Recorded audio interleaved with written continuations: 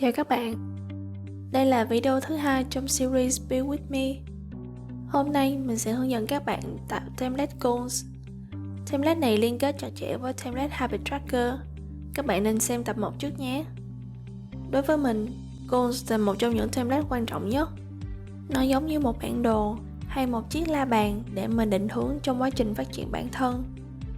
Goals template gồm có 6 phần.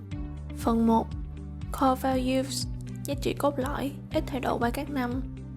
Phần 2, Life Areas, hầu hết những gì bạn làm đều xoay quanh 8 lĩnh vực cuộc sống.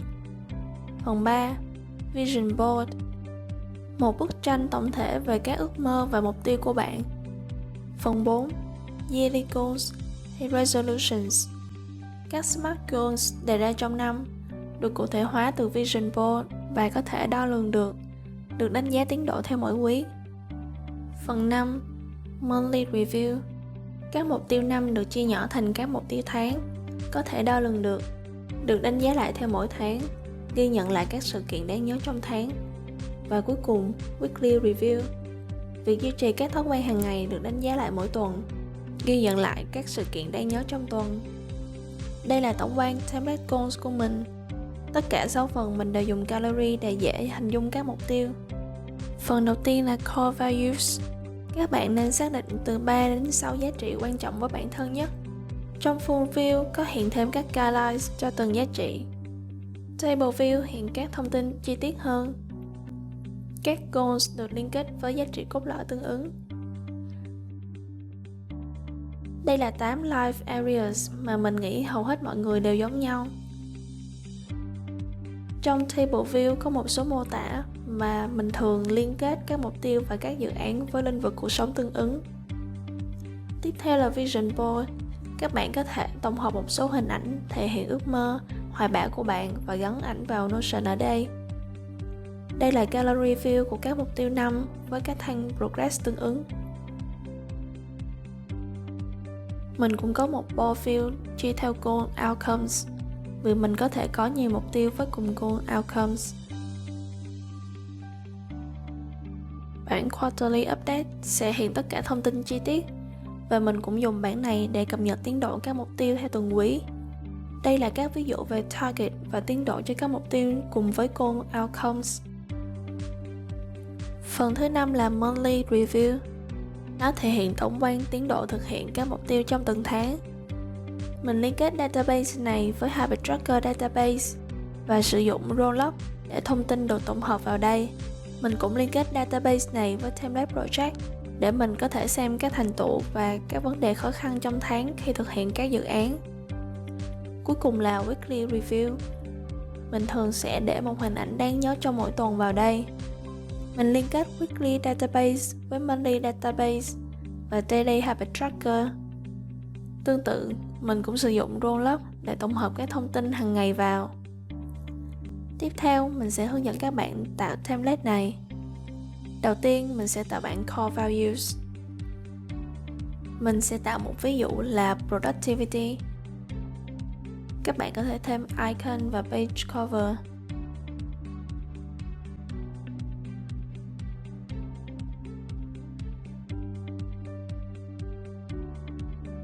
Mình sẽ tạo 3 cột guidelines dạng text.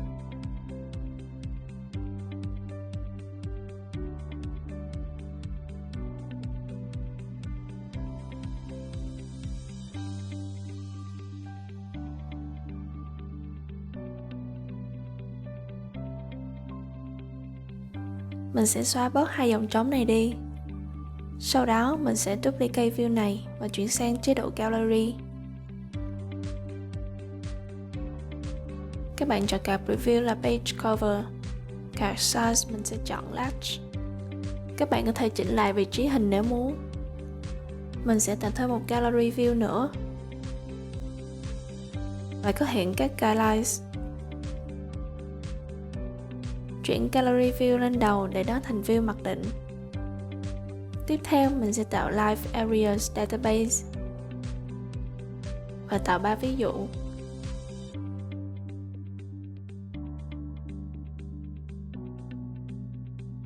Mình sẽ tạo một cột description và viết mô tả vào đây.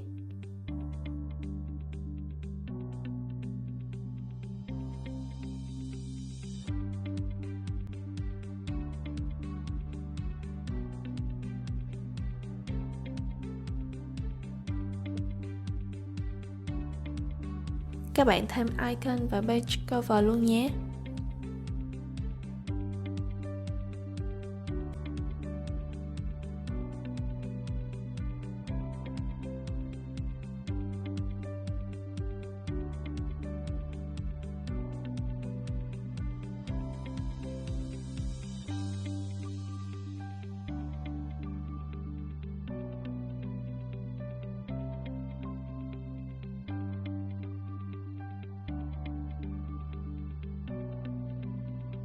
Sau đó mình sẽ duplicate view này và chuyển sang chế độ Gallery.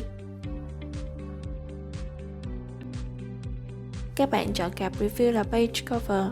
Card size mình sẽ chọn large. Tiếp theo các bạn tạo vision board cho riêng mình và gắn vào đây nhé.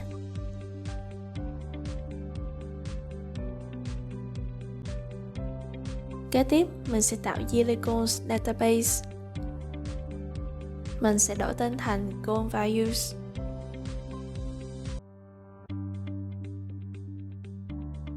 Và tạo một số ví dụ. Mình sẽ đổi cục property này thành Target.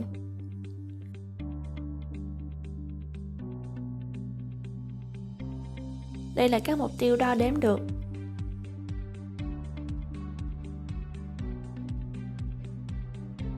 Sau đó mình tạo một cục là Quarterly Update để cập nhật tiến độ vào mỗi quý. Sau đó tạo Property Goal Outcomes dạng Select.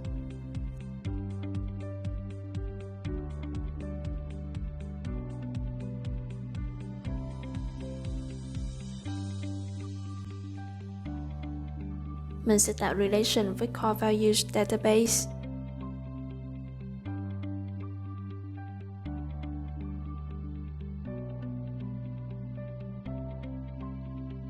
Tạo một property nữa là Status dạng Select.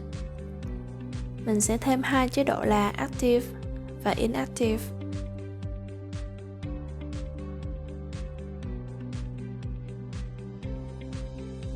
Tiếp theo mình sẽ tạo các progress bar bằng formula.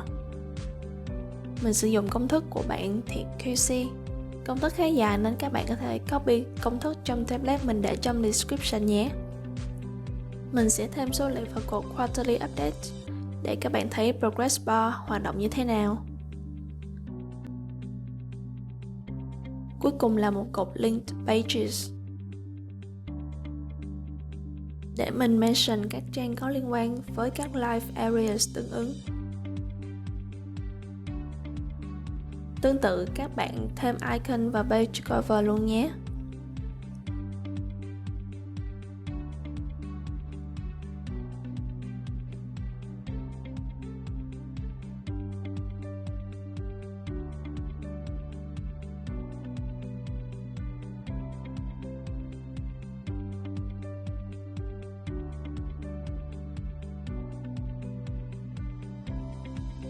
Sau đó mình sẽ duplicate view này và chuyển sang chế độ Gallery.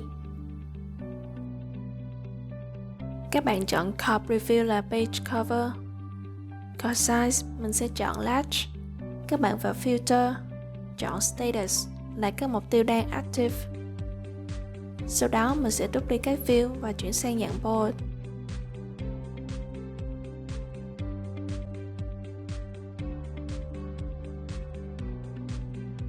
Group by Goal Outcomes và chọn Color Columns. Và Properties, chọn Progress Bar. Các bạn chuyển Gallery lên đầu tiên nhé. Các bạn cũng có thể cho hiện Progress Bar ở đây. Tiếp theo mình sẽ tạo bảng Monthly Review và một vài ví dụ. Mình sẽ tạo cột theme, hai chủ đề cho từng tháng. Duplicate để tạo các mục tiêu tháng.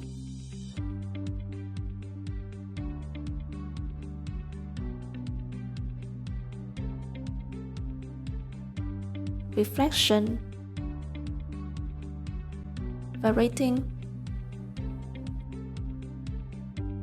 Các bạn có thể dán icon ngôi sao vào để tạo các options cho rating.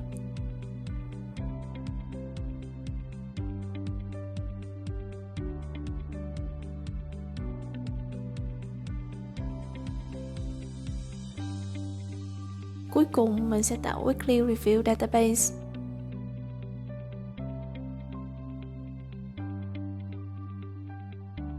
Và một số ví dụ. Tạo một property Date Range cho các tuần tương ứng. Các bạn có thể chọn một số data format phong muốn. Chọn End Date để tạo date range.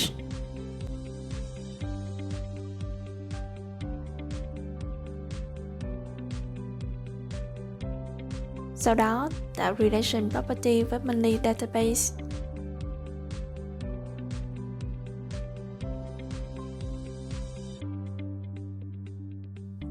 Và mình sẽ link các tuần này với các tháng tương ứng. Các bạn có thể thấy một Relation Property với Weekly Database cũng được tạo trong Monthly Database. Các bạn có thể đổi tên nó thành Weeks. Trong Layout, các bạn có thể chọn Grab on Columns để table nhìn gọn hơn. Về cơ bản, mình đã tạo xong các database trong Goals Template để liên kết các thói quen hàng ngày vào Weekly và Monthly Reviews. Chúng ta cần sử dụng khá nhiều relation và roll-up. Bạn nào chưa quen có thể thấy hơi rối một tí, nên mình sẽ hướng dẫn chi tiết phần này trong video tiếp theo. Nếu bạn nào có template goals dành cho phần phát triển bản thân, mình hy vọng bạn có thể chia sẻ thêm cho mọi người trong forum này nhé. Mình muốn học hỏi từ mọi người để các template ngày càng hoàn thiện hơn. Nếu các bạn thấy thông tin mình chia sẻ là bổ ích, hãy nhớ nút like và share nhé. Cảm ơn các bạn. Chúc các bạn một ngày làm việc hiệu quả. Hẹn gặp lại các bạn.